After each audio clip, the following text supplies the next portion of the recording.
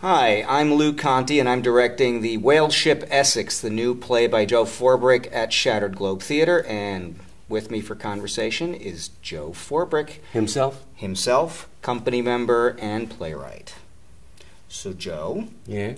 Let's talk a little bit about what got you to write the play. The Whaleship Essex? The Whaleship Essex. I read a book called In the Heart of the Sea on a journey of my own, which is a really long story. But I'll just say that I was sailing a boat, the highlights. I was sailing a boat on the ocean that was 16 feet long. And any sailor will tell you that's a way too small a boat to be sailing on the ocean. Not only that, I built the boat. And I read the book while I was sailing this boat, this home-built boat on the ocean.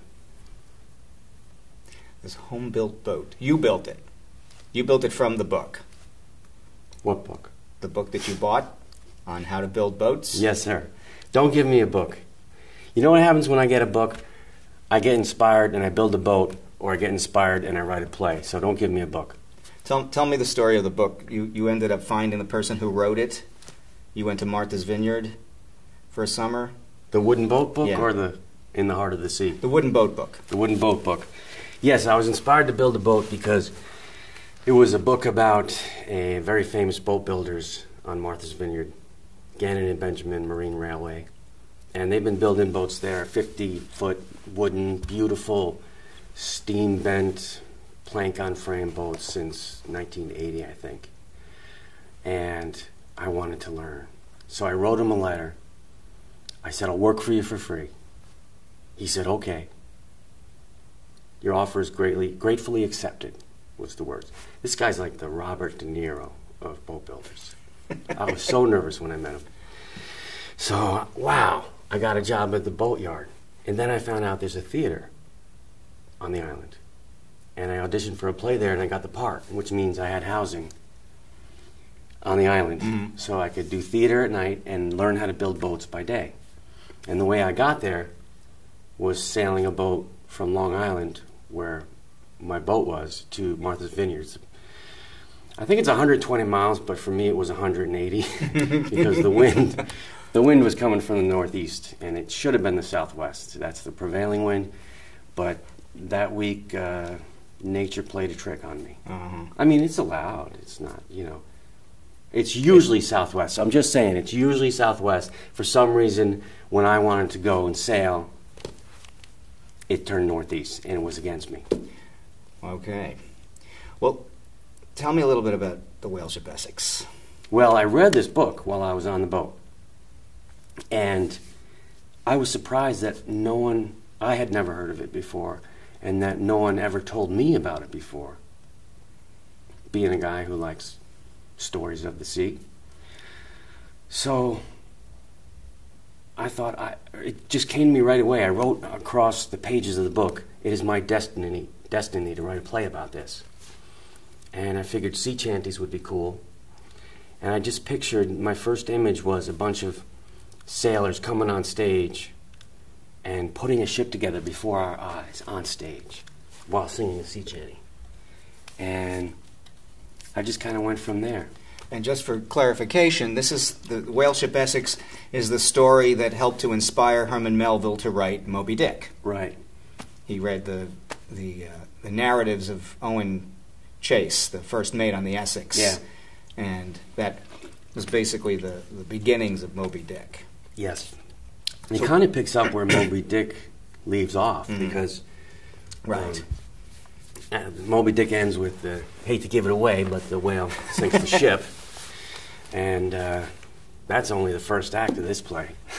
So what is the play about? Obviously the men of the Essex and the ship sinking, but what is it about? I think it's an allegory for our eternal thirst for oil in all its forms, however we get it. We've always needed it. We've always used oil, for lubrication, for machinery, or for burning, for energy. And we used it long before oil was ever discovered in 1854 in the ground in Titusville, Pennsylvania. Whale oil was used for hundreds of years before that. And whale oil is still used today. NASA has a secret stash of whale oil. Shh. Because it stands up to really high pressure, really high temperature. There's nothing like it. It's the most versatile and strong and resilient oil known to man or whale. Are there other themes in the story that you're trying to get across? Yeah, there's themes of race and the working man versus the man. Mm-hmm. I think of it as a love letter or an elegy to the working man, you know, where good men die in the service of a thirst. I think there's a line in there saying that, because there's a lot of good people who are called to something, and they do a great job, and they are kind of everyday heroes to me, you know. People who do something because they're passionate about it, or do something because they're called to do it, and they just do it.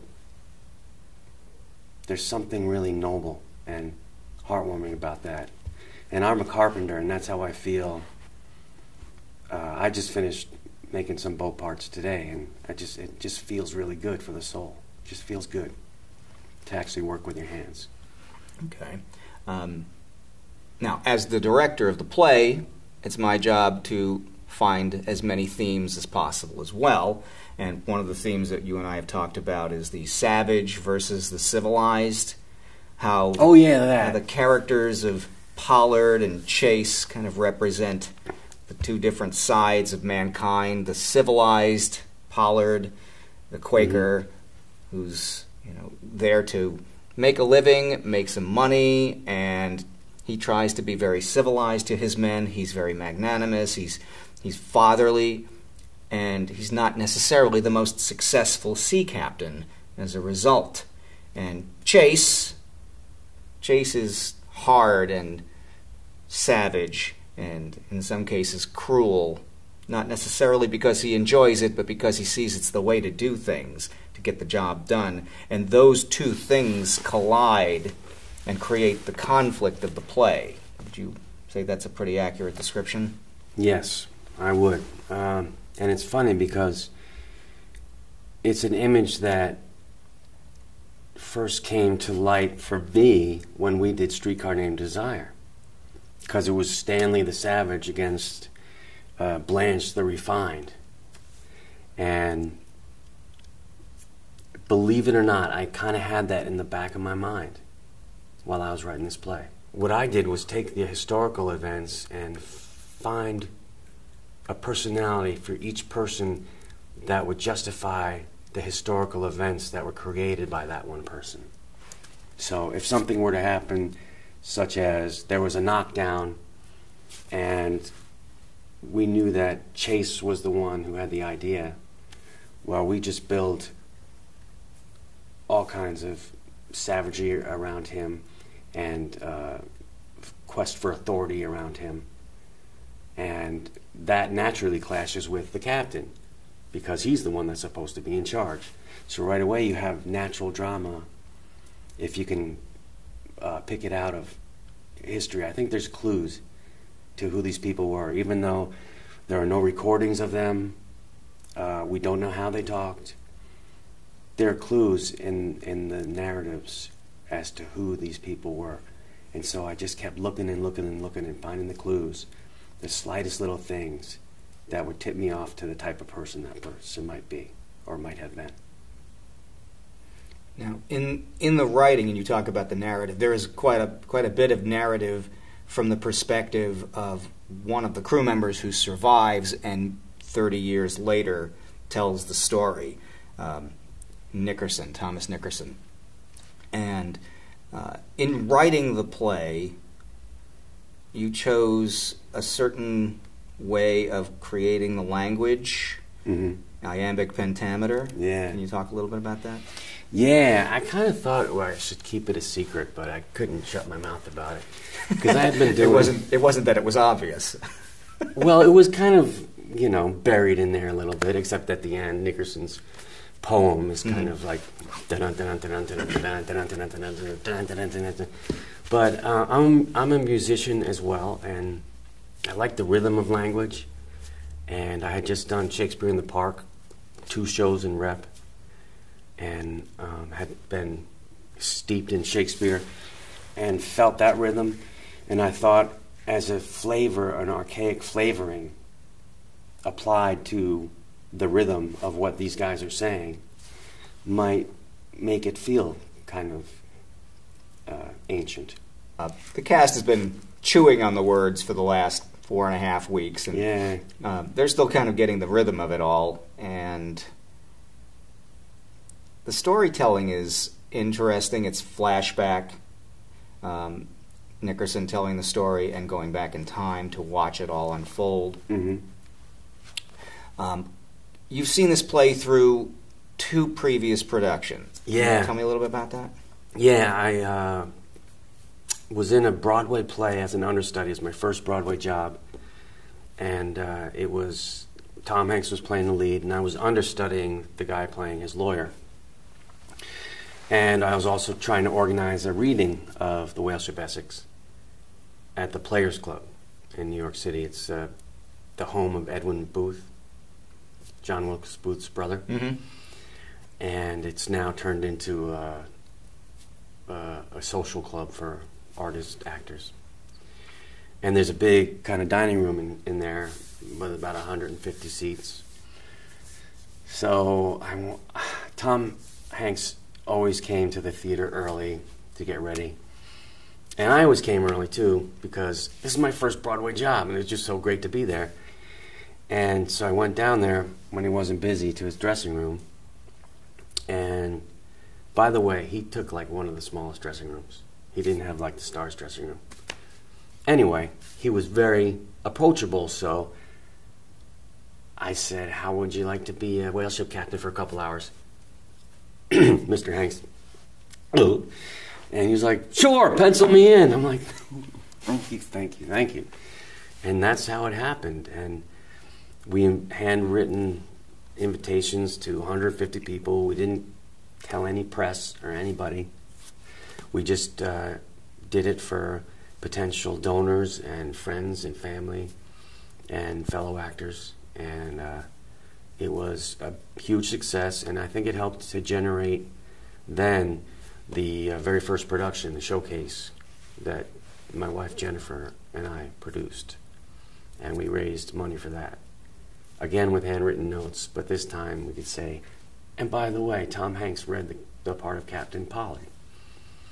And I asked him for a blurb, and he gave me a nice quote about the play. So I was able to put that in and ask for money so that we could put it up in New York City. And we raised $45,000, and we did it. And then you ended up doing it again on Martha's Vineyard. Yes. Just about a month ago, it ended. And you took a different boat ride to Martha's Vineyard for the opening. Yes, I did. Could you tell me a little bit about that? As a matter of fact, I was wearing the T-shirt today. The Charles W. Morgan is the last surviving wooden whale ship in the world. And it was built in I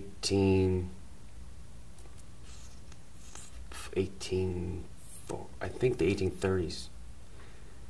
Or 1841. It was 1841. And it's just undergone a $12 million renovation. And it's housed at, it's berthed at Mystic Seaport in Connecticut.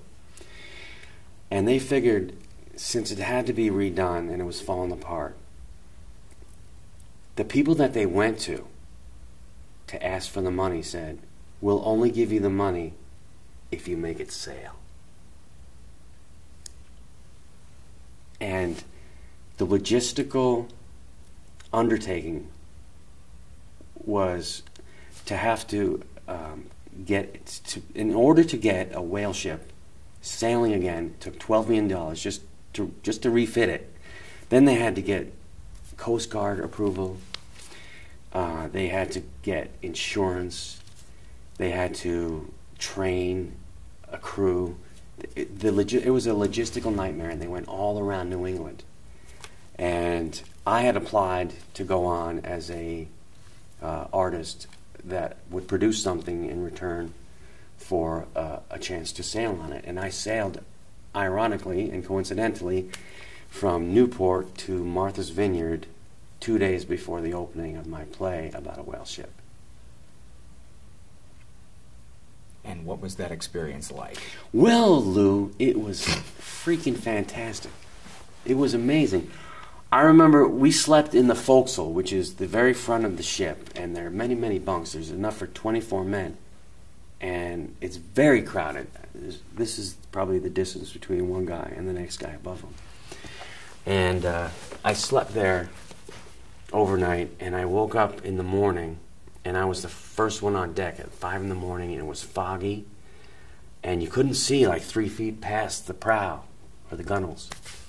And so I'm looking around and looking at this masts and all this machinery and this whaling stuff, and I'm the only one on the whale ship. And I went back in time. I went back in time. It was like I had written this play, and this was the reward I got.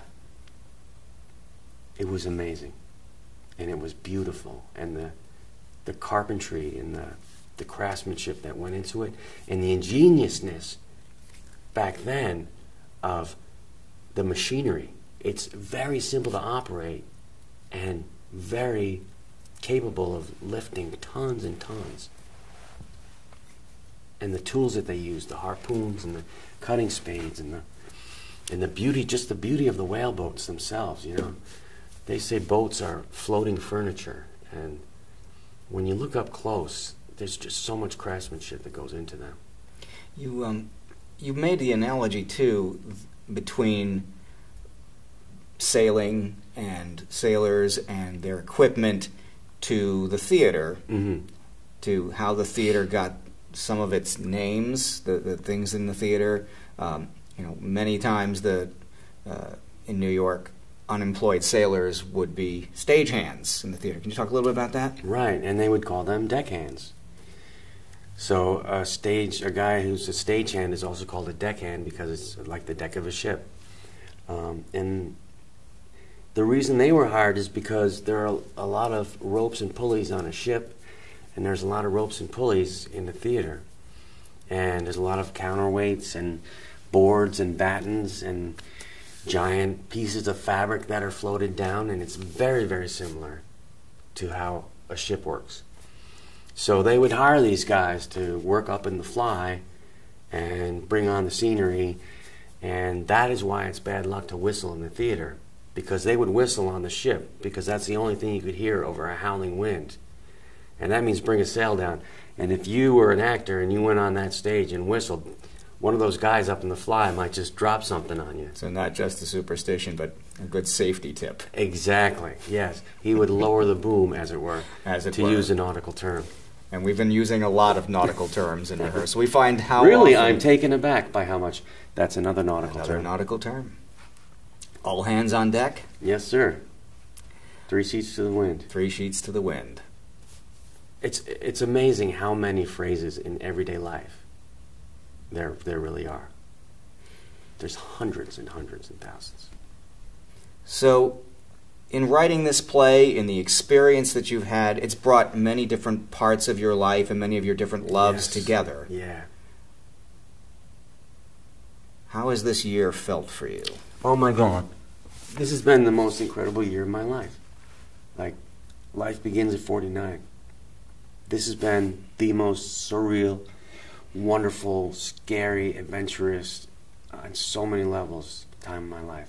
You do recognize that you're very lucky. Not many playwrights get their play produced 3 times in a single year. Yeah, really. and make his Broadway debut. And that. And get in a Steven Spielberg movie. If I died tomorrow, my life would be complete. That's how I feel. I'm so thankful to be here and to be back with my old friends and to be back with the guy who made me an actor. That's you. I made you an actor? Yeah. I thought I found you that way. Well, I had an acting teacher who made me an actor in college. And then I had a director who made me an actor in the real world. And that's you. Thank you, Joe. Love you, man. Thanks for your time. Thanks for your play. Thanks for your insights. Amen, brother.